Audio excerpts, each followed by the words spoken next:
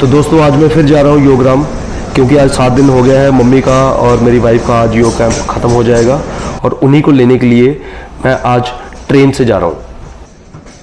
Haridwar railway station के ठीक एक स्टेशन पहले रुड़की रेलवे स्टेशन में मैं उतर गया हूँ। यहाँ से प्लेटफॉर्म नंबर 1 के बाहर निकलते ही आपको बैटरी रिक्शा जो कि 20 रुपये लेके आपको बस स्टैंड में पहुँचाएगा।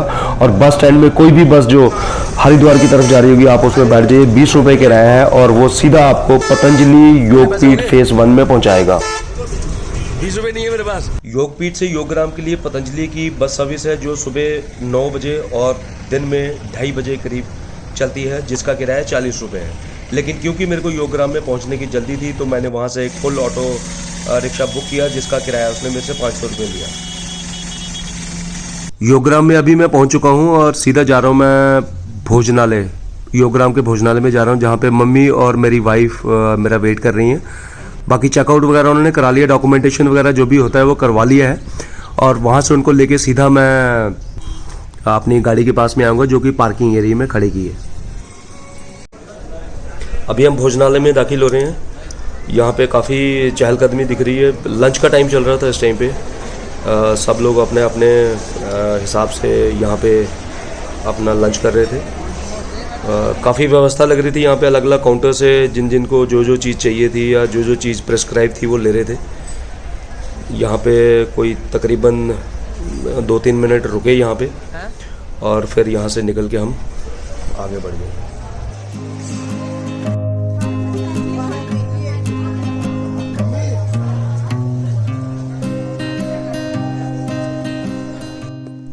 मम्मी के लिए काफ़ी हेक्टिक रहा ये योग कैंप, क्योंकि काफ़ी सारी लोकेशंस में अप एंड डाउन करना पड़ता था। वैसे तो बैटरी रिक्शा वगैरह चलते थे, लेकिन क्योंकि 75 साल से ज़्यादा की उम्र है तो थोड़ा सा हेक्टिक ज़्यादा हो रहा था। मे बी अगर 20-22 दिन का कैंप वगैरह करवाया होता तो वो उनको थोड़ा सा ज़्यादा यूज टू हो जाना था। लेकिन मेन एम यही था कि यहाँ पे रह के एटलीस्ट आपको पता चलेगा कि आपको किस तरह का खान पान करना है, किस तरह की आपको लाइफस्टाइल, किस तरह की चीज़ों को, किस तरह के व्यायाम करने हैं और बाकी सारी चीज़ें हैं जिनका काफ़ी आपको लाभ तभी होगा जब आप वहाँ से घर आने के बाद में उन चीज़ों को फॉलो करेंगे। जैसा कि मैंने पहले वीडियो में बताया था, योगग्राम का एरिया बहुत ही खूबसूरत तरीके से डिज़ाइन किया हुआ है। यहाँ पे एक बहुत बड़ी एक लेक भी बनाई है, यहाँ पे बोटिंग वगैरह की सुविधा भी है जो शायद शाम को चलती है और 50 रुपये लेते हैं किराया एक बार बोटिंग करने का। मुझे लगता है कि योगग्राम का अगर आपको पूरा फ़ायदा लेना हो तो आप यहाँ पे तब आइए जब आपकी हेल्थ थोड़ी बहुत ठीक हो और आप अच्छे से चल फिर वगैरह सकते हैं। क्या अपने हो रहा है?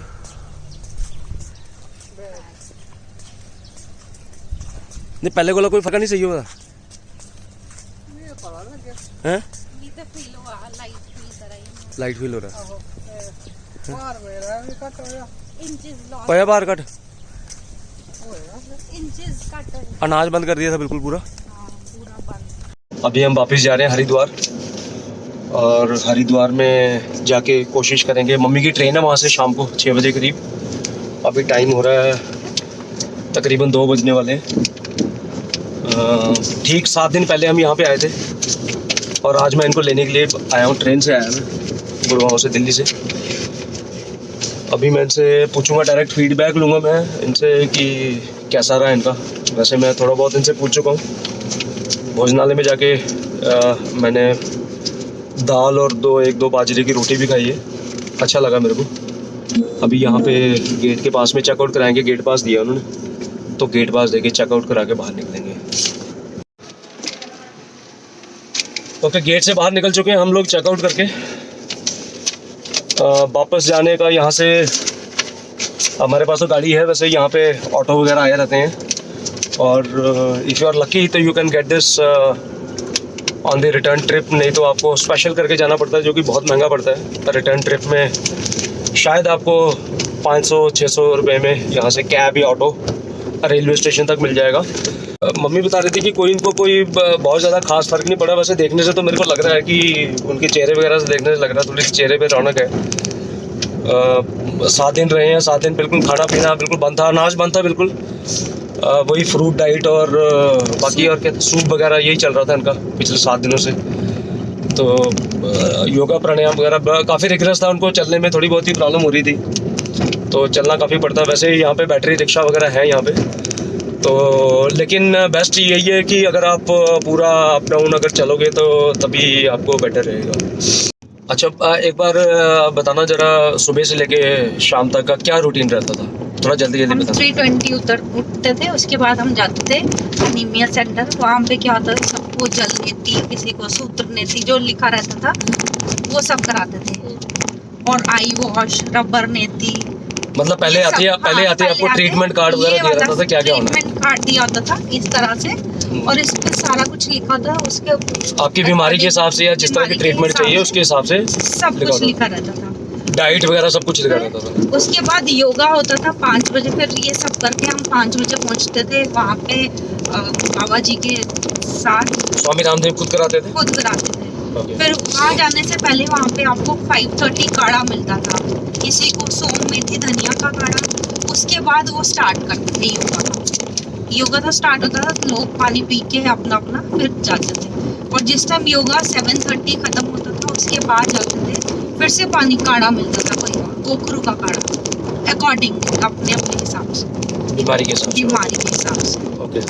उसके बाद हम सब जाते, फिर होता था हर किसी को अलग अलग ट्रीटमेंट दिए। तो जैसे हमें था मिट्टी पट्टी जो पेट पे लगाते हैं, और आई पैक रहता है मिट्टी का, वो लगाते थे। उसके वो करने के बाद फिर हम जाते थे ब्रेकफास्ट के लिए। ब्रेकफास्ट में हमें पानी अलग अलग मतलब मेडिकेटेड वाटर मिलता था, कोई नॉर्मल अलग अलग ट्रीटमेंट के हिसाब से, अलग अलग उसके हिसाब से, जैसे जैसे बीमारी वैसे फिर हम अपना वही सूप पीते थे, और हमें फ्रूट ही मिलता था।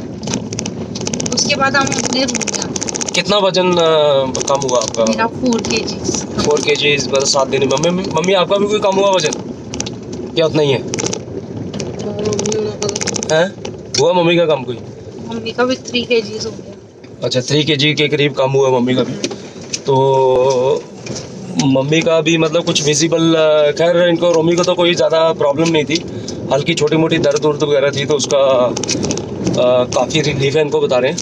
तो but basic cheese I think जो आपको यहाँ पे सीखने को मिलती है वो ये है कि आप अपना लाइफस्टाइल किस तरह से बदली कर सकते हो, चेंज कर सकते हो। जैसे रोमी को बार बार चाय पीने की बहुत आदत थी, बार बार बीच बीच में खाना खाना, मीठा खाना, ये खाना। तो यहाँ पे आके एक दिन है ना रोमी, एक दिन लगा आपको थोड़ा सा? फर्स्ट डे मुझे थोड़ा हेडेक रहा पूरा दिन, पर उसके बाद यूज्ड टू हो गया। और बिल्कुल आप समझ लीजिए देख लो 7 दिन से को मतलब एक इंसान जिसको दिन में 4 या 5 बार चाय पीनी है, ठीक है, 3-4 बार रोटी खानी है, मीठा खाना है, ये खाना है, 3-4 बार, 3-4 बार नहीं मतलब फिर भी, और बार बार खाना है मतलब। और यहाँ पे सिर्फ अनाज तो बिल्कुल ही बनता है। लास्ट वाले दिन उसकी बाजरे की रोटी मिली है, नहीं तो बीच में बिल्कुल फ्रूट डाइट और वही चाय जौ का आटा था या किस चीज़ का। ध्यान ही नहीं रहा कि हमें चाय भी पीनी होती है कि कुछ, मतलब उस साइड ध्यान गया ही नहीं बिल्कुल भी। मम्मी को भी हुई थी? नहीं। अच्छा, मम्मी को सर दर्द नहीं हुई, इसको रोमी को हुई थी एक आधे दिन सर दर्द। तो आई थिंक बेसिकली जो बॉडी आपका एक पर्टिकुलर डाइट पे यूज टू है, और जब आप उसको दूसरी डाइट पे लगा देते हो तो ऑब्वियसली ये बॉडी रिएक्ट करती है। तो मे बी आई थिंक उसकी वजह से हुआ होगा। लेकिन ऐसा लग रहा होगा कि मतलब बॉडी की पूरी सफाई हो गई होगी, क्लेंजिंग, डिटॉक्स हो गया, पूरी क्लेंजिंग हो गई है। तो आई थिंक ये सबसे बड़ा एडवांटेज है। और मेरे को लगता है कि अभी मैं यही रूटीन फॉलो करूं जो अपने 3 o'clock उठते थे, 3:20, तो उस हिसाब से ही चलूं तो अच्छा लगेगा। आज 7 days के बाद रोटी मिली है तो मतलब अजीब सा लग रहा है। मतलब अगर उतना नहीं भी कर पाएंगे, अगर इससे 50% भी करते हैं तो आप मतलब फिट रहोगे। हाँ जी, है ना, फिट रहोगे। अब ऐसे लगता है कि इतनी रोटी जो हमें चाहिए उतनी खाओ, जीने के लिए खाओ। ओके। और बाकी कोई ट्रांसपोर्ट वगैरह आने जाने का और कोई बीच में कोई स्टाफ की तरफ से कोई ऐसे प्रॉब्लम? हमेशा आपको स्टाफ का बिहेवियर वगैरह बहुत अच्छा था सभी का। और जिस टाइम भी आप लंच करते थे उनको पता रहता था कि अभी ब्रेकफास्ट का टाइम, अभी ट्रीटमेंट सेंटर जाना है, तो वो अकॉर्डिंगली आपकी गाड़ियाँ उधर, जैसे योगग्राम में योगा रहता था, उनको पता होगी इसके बाद ब्रेकफास्ट है, तो अपनी गाड़ियाँ वहाँ पे लगाते। कोई स्टाफ वगैरह मिसबिहेव करता था या गाड़ी घोड़ी की कोई प्रॉब्लम होती थी? कभी नहीं। अच्छा, ये मैं YouTube वीडियोस देख रहा था पतंजलि योगराम के बारे में। कुछ लोग मतलब बेसिकली टूरिस्ट बन के आते हैं और जैसे कोई भी चीज़ होगी, मैं देख रहा था क्योंकि एक लड़की कवर कर रही थी, उसने 5-10 मिनट में यही कवर किया, रोना धोना सिर्फ कि मेरे को गाड़ी नहीं मिली, मेरे को धूप लग रही थी। मतलब जवान लड़की थी कि गाड़ी नहीं मिली, मेरे को मैनेजमेंट ख़राब है, ये ख़राब है, वो ख़राब है। मतलब चलो ठीक है, हर एक चीज़ मतलब nothing can be perfect, but उसकी अच्छी चीज़ों के बारे में भी कवर करो ना। जब आप देखो कि कितना स्टाफ था रोमी, मेरे हिसाब से जितने पेशेंट थे मतलब उनके हिसाब से ही काफ़ी सारा स्टाफ था। कहीं पे भी कोई कमी पेशी वगैरह नहीं थी। तो इतना स्टाफ है, कहीं छोटी मोटी भूल चूक वगैरह तो हो ही जाती है, बट उसी को लेके आप एक सनसनीखेज टाइप का एक वीडियो बना दो और उसको अपलोड करो, ये करो। तो maybe I think that is not ethically correct. तो हम लोगों को मतलब अगर किसी जगह की फीडबैक देनी चाहिए तो सही फीडबैक देनी चाहिए। तो व्यूअर्स, मैं आई एम वेरी श्योर कि अगर आप आते हो यहाँ पे तो सबसे बड़ी बात है कि कोई बहुत ज़्यादा खर्चा नहीं है। अगर आप अपनी सेहत, बिकॉज जैसी कहावत है कि हेल्थ इज़ वेल्थ, अगर आपके पास में हेल्थ अच्छी है, जब आप ऐसी जगह आते हैं तो आप बिल्कुल प्रिपेयर्ड होके आते हैं कि आपको आपने अपने कंफर्ट जोन से बाहर निकलना है। घूमो फिरो यहाँ पे, पूरा जहाँ जहाँ ट्रीटमेंट होती है वहाँ जाओ। और आपको ज़्यादा फ़ायदा तभी है जब आप हर एक जगह पैदल चल के जाओगे। ऑब्वियसली धूप में चलोगे तो आपको विटामिन डी, B12 वगैरह की जो आपको नेचुरली कुछ चीज़ें जो आपको मिलती हैं वो मिलेंगी। तो आपको ट्रीटमेंट का पूरा लाभ होता है। एक साइड तो लोग बोलते हैं कि यार ये बहुत महंगा है, मेरे हिसाब से तो महंगा नहीं है, क्योंकि हमने जब बुक किया था तो तपस्वी कुटिया या निसर्ग कुटिया आजकल बोलते हैं उसको, अभी 5,000 है, उस टाइम पे 4,000 रेट था पर डे का। तो समझ लो 28,000 2 लोगों का एक हफ्ते का, प्लस 300 रुपये रजिस्ट्रेशन था। और उसके अलावा क्या खर्च हुआ रोमी जी? कितना 1,500 रुपये का दिया आपने? बैग शैग क्या क्या दिया उसमें? किट में जैसे हमें वो पट्टियाँ जो गर्म हॉट एंड कोल्ड कंप्रेस के लिए चाहिए, मतलब डिस्पोजेबल टाइप की आइटम्स जो बैग शैग वगैरह हो गए, ये तो 1,500 का इन्होंने टोटल मिला के लिया था। और बाकी दवाइयाँ वगैरह भी ली हैं, वो उसका क्या था?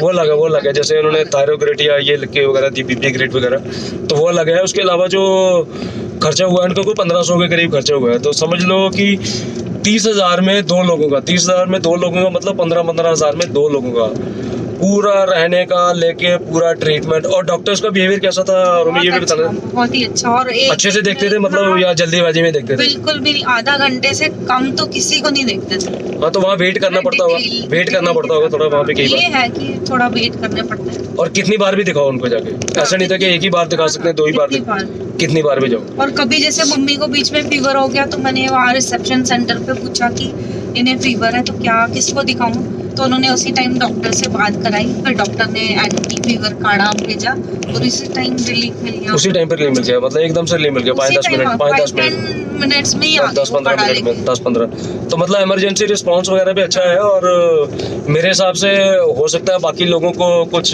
कड़वे अनुभव होंगे, मतलब I can't say that, but उन्होंने बोला कि किसी भी टाइम पे इमरजेंसी हो आप कभी भी बुला लो, डॉक्टर उधर ही गाड़ी में आ जाएगा। ओके।